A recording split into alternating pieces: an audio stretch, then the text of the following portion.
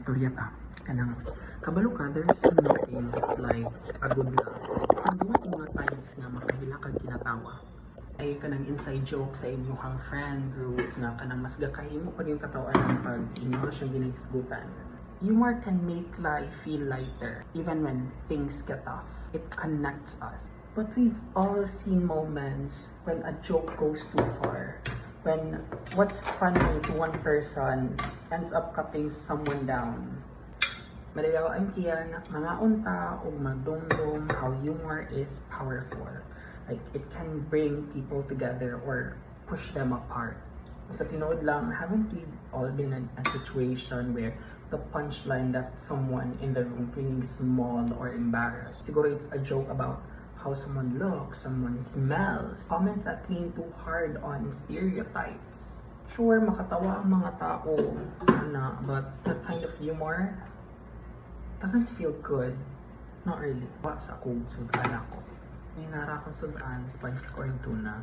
Going back, dili niya sa pagka-KJ ha, or pagkawala sa itong sense of humor. It's about understanding the joke. Oh, fuck!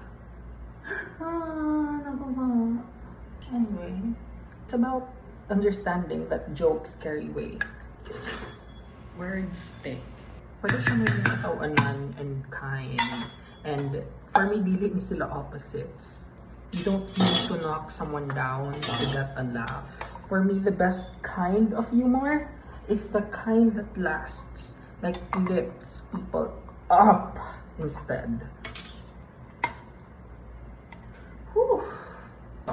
Next time mo yung kag-joke or mag-forward o meme, maybe just pause for a second. Kung tanay mo kagalingon, katawanan ba ni if about siya sa akua or about someone that I love? I respect doesn't feel humor. It actually makes it stronger. It opens the door for connection and understanding, not division. At the end of the day, laughter is meant to heal, not hurt. And if we can all aim for that, isa, kansa ka. So, imagine how brighter and kinder the world could be. Think about it. Mota, tiwasog kaon, sending love and light.